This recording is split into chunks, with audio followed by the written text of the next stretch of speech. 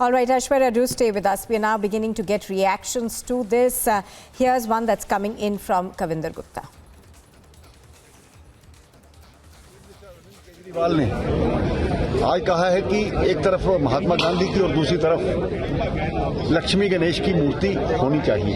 अच्छी बात है, होनी चाहिए, लेकिन ये सब चीजें अरविंद केजरीवाल, राहुल गांधी और दूसरे लोगों को चुनाव के वक्त ही क्यों याद आती है?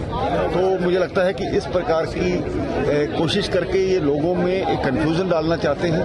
हमेशा से इनकी आदत रही है, ये भगवान राम का देश है, लक्ष्मी गणेश सभी हमारे जो आदर्श हैं, महापुरुष हैं, तो इस सभी के उपस्थित में अगर ऐसा होता है तो कोई अच्छी बात है, लेकिन अरविंद केजरीवाल की जो मानसिकता है उससे हम समझ सकते हैं ये चुनावी षड्यंत्र इस प्रकार से किया जा रहा है। Well, let's go back on the ground. Right, we are also, I think, getting another reaction to this. Let's play that out for our viewers and then we'll go back to Aishwarya. Arvind Kejriwalji's entire politics is based on the premise, say anything so that you can try to get some political mileage without any concern to what should be done or whether it should be an agenda of governance. When he was not in government, his party was not in government in Punjab, every day they would say, what are you doing about the fires that are being burnt in Punjab? What action is being taken? Today, when his government is there, nothing is happening. They are taking no action. They will just keep saying, look the other way. They are more busy working with the excise policy. They were busy with the excise policy, a scam, corruption in the liquor policy of Delhi. Their one minister was in jail. He can't remember where money in his account came from. And here today, now because it's Deepavali, he suddenly brings in Lakshmi Ganesh ji and puts up a demand like this, while at the same time his state president in Gujarat says don't go to temples. He tells ladies don't go to temples because these are places of exploitation. Calls Prime Minister Modi Neech. So this is the politics of Kejriwal ji. Say anything for the sake of political mileage, have nothing to do with actually serving the people. Just before election, do you think that he is playing a Hindutva card? It doesn't matter what card he is trying to play. This is Arvind Kejriwal ji's type of politics. क्या आपको लगता है कि चुनाव से पहले ये सब इसका कोई अर्थ ही नहीं है, क्योंकि यही केजरीवाल जी की राजनीति, कुछ भी कह दो, जब मर्जी कह दो, और साथ साथ दूसरे उसके पार्टी के लोग बिल्कुल इसके विपरीत कहेंगे, उसको नजरअंदाज कर दो। Thank you sir again. Thank you. Of course, Nalin Kohli of the BJP saying that these comments that are coming in from Arvind Kejriwal have no real meaning because this is just election politics and election stunts that we are seeing. Let's go back to Aishwarya Kapoor in New Delhi. Aishwarya, reactions beginning to come in, and most political parties at the moment, at least the BJP seems to, just brushing it off as another election stunt from Arvind Kejriwal.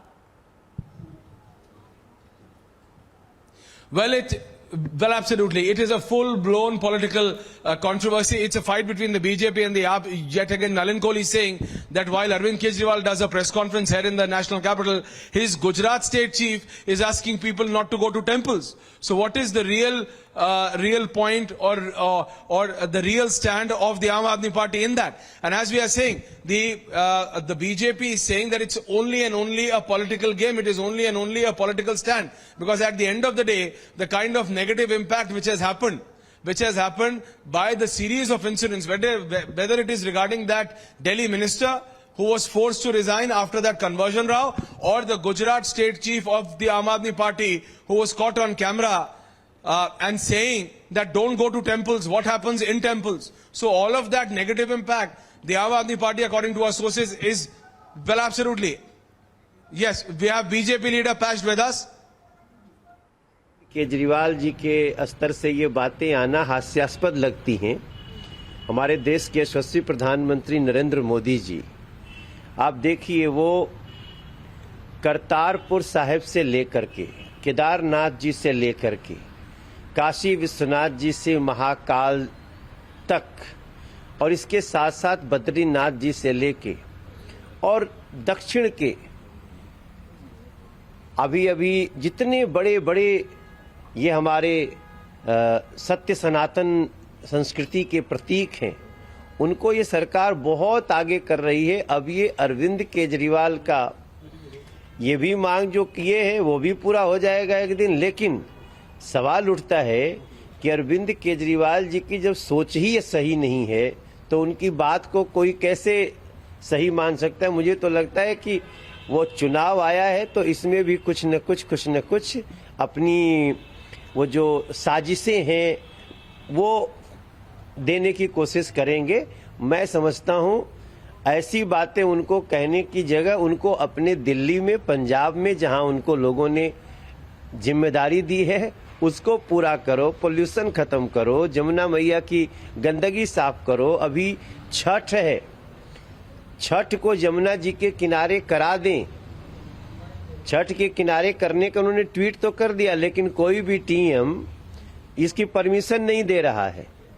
तो ये मुख्यमंत्री हैं या सिर्फ भ्रष्टाचार लूट करने के लिए हैं, ये उनको जवाब देना लेकिन चाहिए। उन्होंने कहा है कि हम इस बारे में लिखेंगे केंद्र सरकार को कल, और हमें भगवान से जो है ऑलमाइटी से ब्लेसिंग की बहुत जरूरत है। देश की जो अर्थव्यवस्था है उसको सेटल करने के लिए, जो अर्थव्यवस्था की स्थिति है उसको लेकर ये बात कही है। क्या कहेंगे?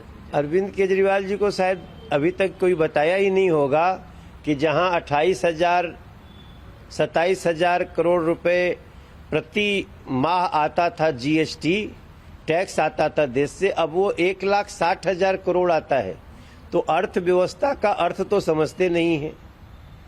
सबसे जरूरी है कि जो आपके पास है अरविंद केजरीवाल जी वो तो कर लो। आपके पास दिल्ली और पंजाब की जो हवा में इस बार तो पटाखे भी नहीं बजे, बैन था, उसके बाद भी पोल्यूशन एक्यूआई देख लीजिए, सांस लेना मुश्किल हो रहा है। इस पे भी कुछ करेंगे कि खाली दूसरों को चिट्ठी लिखते रहेंगे? चिट्ठी लिखो न लिखो ये सारा काम हो जाएगा एक दिन, आज नहीं तो कल होगा, ये सब होगा। लेकिन अरविंद केजरीवाल जी आप तो कुछ करो, जो हम चिट्ठी आपको लिख रहे हैं उसका भी जवाब देंगे।